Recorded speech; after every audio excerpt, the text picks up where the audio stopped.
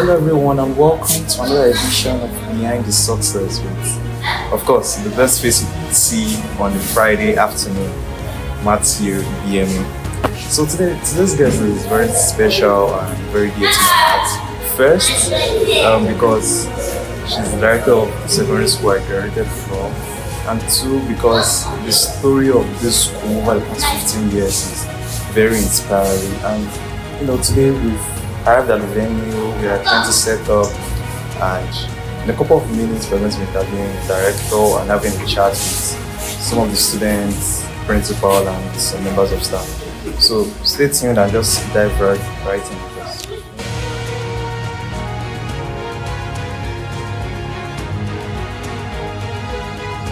Well, it's so good to have you on the show today.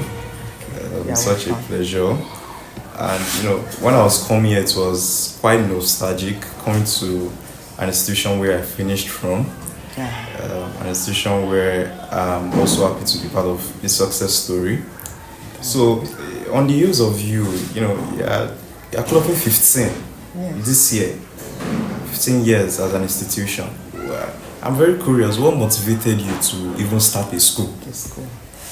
That's a good question. Let me start by appreciating you first as one of the ex-students of this great school. Thank you, ma'am. I'm so proud to have you here. Thank you, ma'am. What motivated me? I think I can put it into three ways. The first one is that I love children around me. I love seeing children around me playing with me, having fun with me.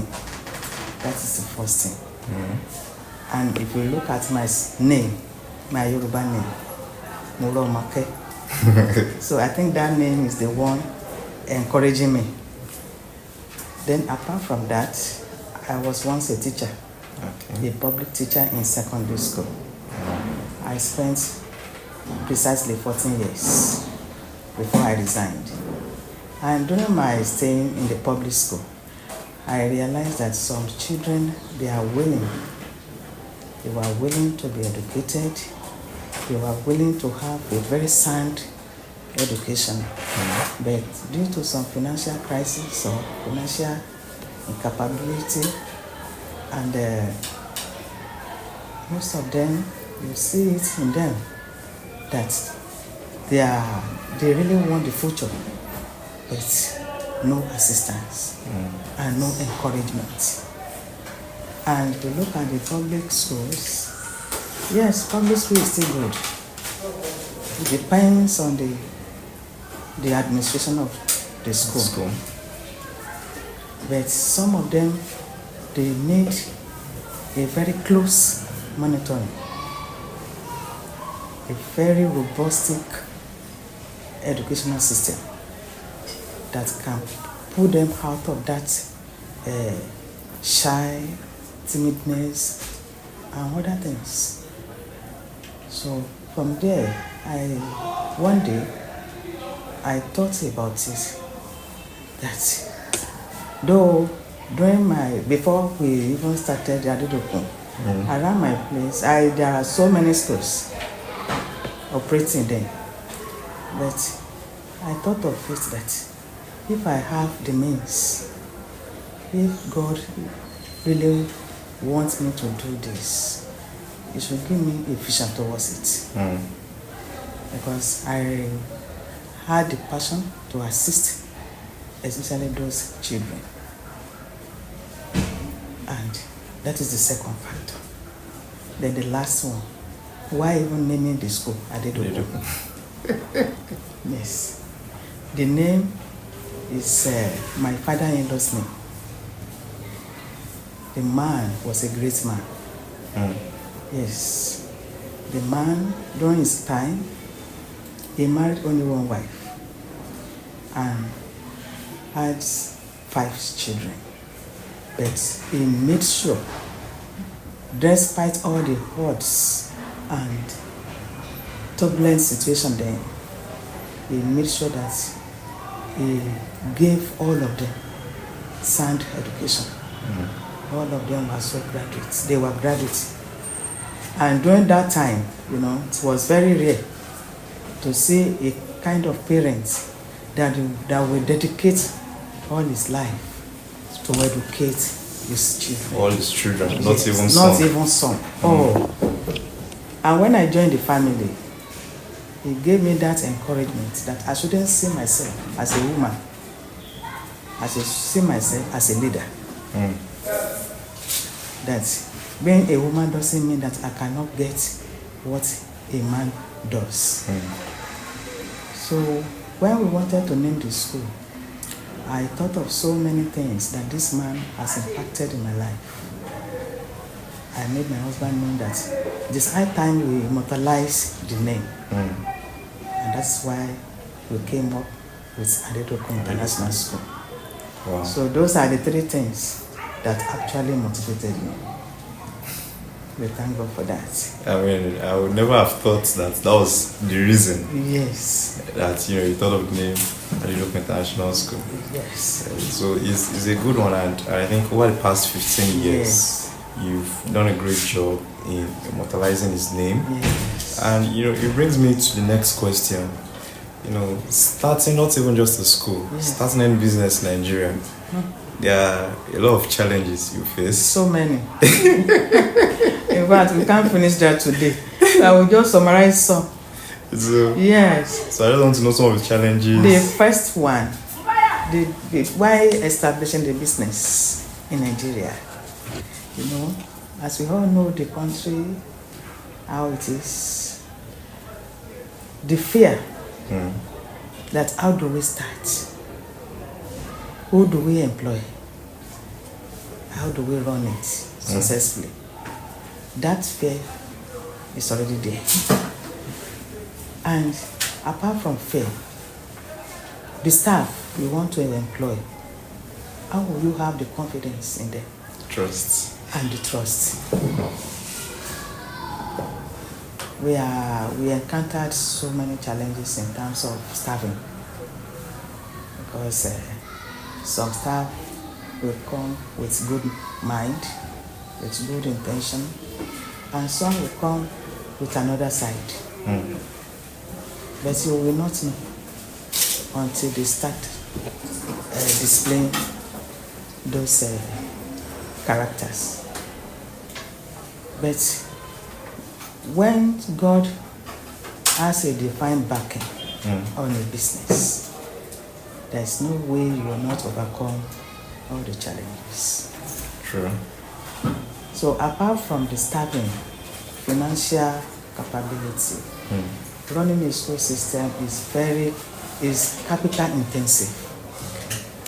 No matter how much income you are getting, you are still going to reinvest. You will continue to reinvesting. You will never get satisfied in spending. Yes. Unless you even because if you don't have the mind of saying, okay, at least let me have little to enjoy too, you will just see it being workaholic, nothing in return. So you advise that anyone who wants to start a school, you're not going to it for profit making? Not profit making at all. If you want to succeed. Otherwise, you will be obsolete when the time comes. But if by the time you start investing, you will keep on moving along with the technological trends and other things. So that is another challenge. And if you look at what is going on with the federal government grants and loans, they don't give the private schools the opportunity to have the grant, which is very bad. As they are attending to other industries, other sectors, even some small scale industries, they should be able to look at our own side so that we are assisting the government, not that we are competing. We are supporting them to make that system work. So they should have the mindset of at least giving incentive or even motivating us. So, because there is no way how rich the person is that will be able to satisfy the expenses in the school system. So those are the challenges I can see. And apart from that, you will still see some troubles with parents. You will have some trouble parents, that will want to frustrate you for one thing or the other. It's as if you knew my next question.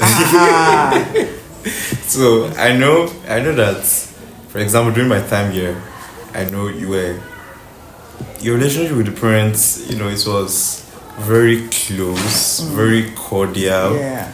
And you even had the way of, even those that were in hostel, you lived in the same compound. So how are you able to balance that relationship? Because there's a tendency of human beings to take advantage. So how have you been able to balance it, knowing that you have a passion for children? It takes wisdom. Yes.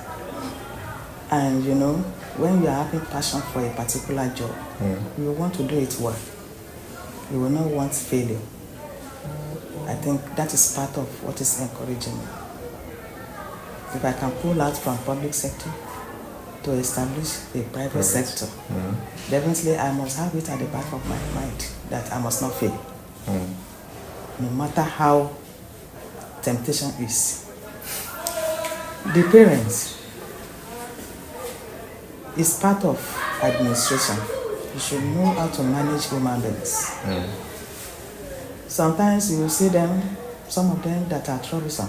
When they come here, you will see them loud in their voice, saying some nasty things that may trigger your anger. But they all know that I have listening ears. I listen to them, I listen to their complaint, and I make sure that I give them the right solution to their problems. So from there, some of them started knowing that this woman is somebody that one needs to move closer with. And with our closeness later, we take it to a level of recognizing the school as a family school. Because I decided to make them know that the school belongs to them.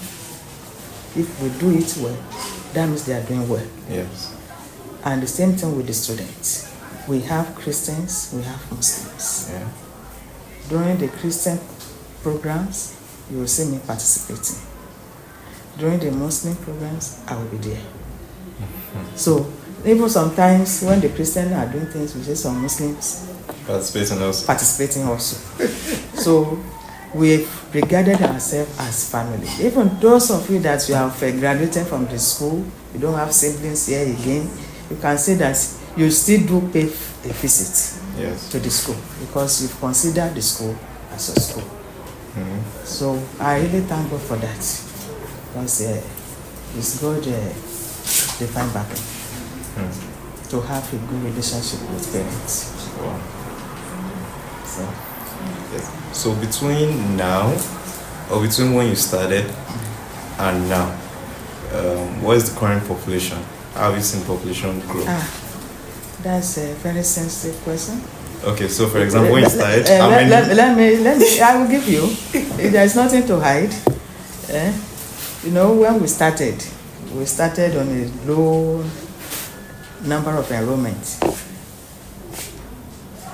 Then if I had all the students together, then both nursery, primary, secondary, they are no more than 65 altogether. 65. And we started building it. It came to a time that the population of this campus here, your main campus here, were reaching like 800. Yes. But one time we discovered that the transport system, they started putting a kind of frustration from the so-called administration. Because all our expenses, 80% goes to them. We now discover that if we do not look into it closely, there's no way it will not even affect the salary payment. So we started removing the transport little by little, but though it has a very drastic decline in the enrollment. Because many people that comes from afar, they couldn't come again, except those that can release their children to the hostel. So that one now prompted us to start having satellites here and there, so that at least our parents that are living in a so area, they can still go to our school there, and so on. So if I now compare the enrollment between then when we started to this now all together, we have over 1,000 students now. Let me say 1,000, like 1,400. Start from 65. That's a lot of growth. And we are still not getting there. Yes, because my target is to have like 2,500. 2,500. Yes. Wow. And as you continue to expand, how are you ensuring that the quality of education here is the same in Yesi, campuses, same in Gasline, same in Ifo? This job, you train and retrain yourself. Apart from attending the seminars, the trainings, apart from the certificates or whatever, the experience you gather in the job will even help you to know what next to do. Then I believe in delegation of authority. Okay, ma'am. If I do not delegate my authority to the principal, to other supervisors and HODs, there's no way we'll be having the coordination of those campuses. So that is the first thing. I delegate authority to some of the key staff that manage the school. And one thing about the school is that if a school owner do not have it in mind that it should create a time that will be off the system, definitely is looking for debt. Yes.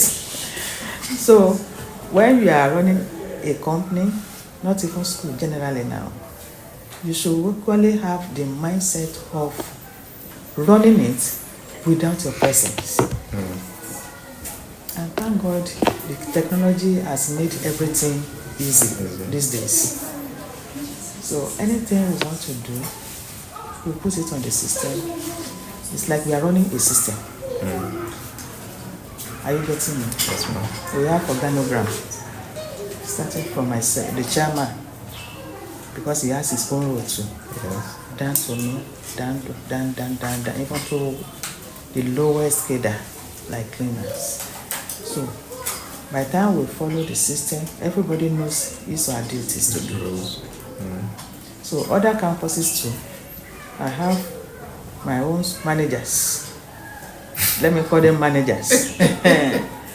So as I'm descending on the principal descends on them, and so on like that. It's a ripple effect. Thank you. So from there you will see that what is happening at Iloye is what is happening in other campuses at the same time. So from there, that's why I said we are still not getting there. If I have the opportunity to have more campuses, it will be still easy for me to control. So why the one question that many people continue to ask is, why the choice of Ogun State? I mean, you've mentioned that one of the reasons you had to stop buses. Yes. Why have you still chosen many of your campuses still retain them? Is one of the reasons you have said it. It's about the transport. Just to satisfy our parents that follow our school buses there, but they could not. Some children, little children like 2-3 years, they do follow school buses there. But because we stopped, there's no way they will bring those case, and they are still in love with the school. Are you getting me? Yes, ma'am. So we needed to move the school closer to them. But now, Ogun State generally has known Adedokun. They know our brand. Yes. Are you getting me? So if we decide to extend it to our neighboring states now, this is the so easier for us. But because we established in Ogun State first, that's why we are still able to extend it to other places in Ogun State. But now we can move out from Ogun State to other states. So you are saying in the coming years, we can expect by the grace of Almighty, we can expect an Adedokun in Lagos. Definitely. Okay. Definitely. Good morning, sir. Good morning. Good to have you on the show today. Thank you. Please, can you introduce yourself? I'm Pastor Michael Fatukasi, the principal of Adedokun International Schools. Okay. How long have you been principal of this great institution? I got here exactly 5 years ago. Wow. I came in August 15, 2019. Wow. That's 5 years ago. And since you resumed this position, how has the experience been like for you? It has been wonderful. Because I've been a principal in so many top schools in Lagos State before I was requested to come here and take over the position of the principal here. Okay. And my first assignment here was to ensure that the school is enrolled to be taking exams, IGCSE exams, that's Cambridge exams. Okay. And luckily for us, we were able to ensure that approval was given by the British Council. Wow, that's So splendid. right now we have approvals for all the examinations of Cambridge. So our students can write exams now to be able to go to UK for their degrees and post-graduate. What makes the Adedokun brand so admirable, so endearing? The first thing is the high quality of education that we give.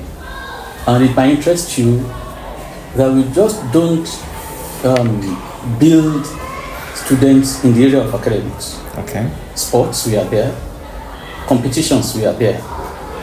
And don't forget that we call our school a school of moral teaching and academic excellence. And so, with that point, we ensure that our students, wherever they go, they excel. We've won so many laurels.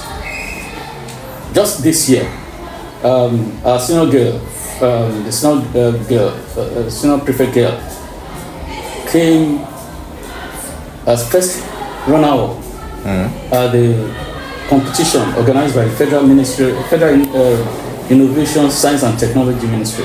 Okay. She came second, and the federal government gave her an award. Not only the award, they gave her scholarship up to PhD level. That's the TIGA field. Wow. So we have so many of them winning awards. Why and how? Because of the standard that we have laid down and the competence of the teachers that we put in place. Do you have any moments, or in the past, have you had moments where you're like, I'm proud I started this school? Yes. Very well.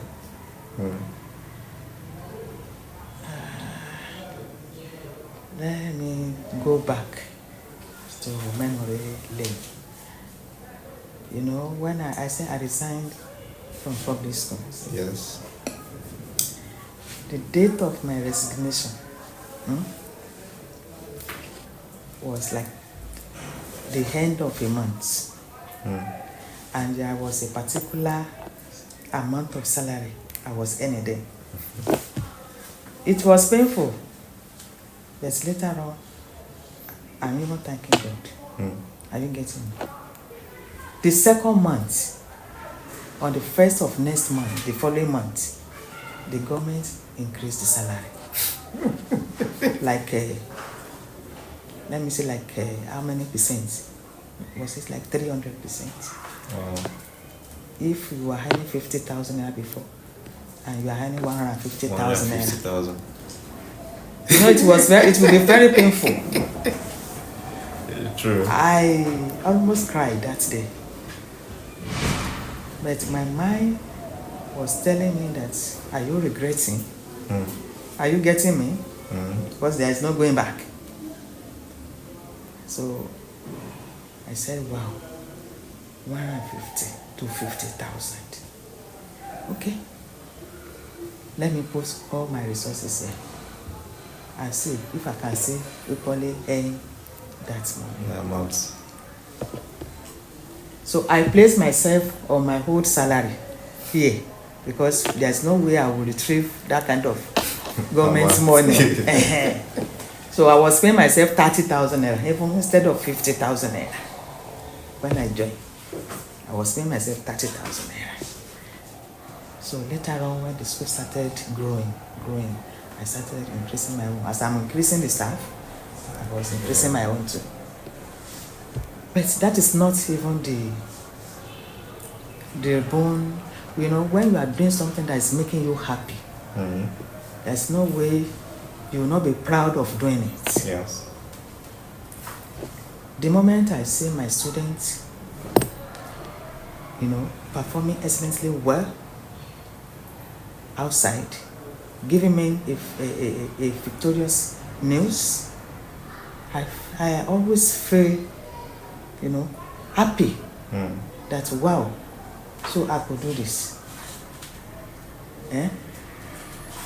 When the result of why comes out like this, and I discover that all my students, they are excellently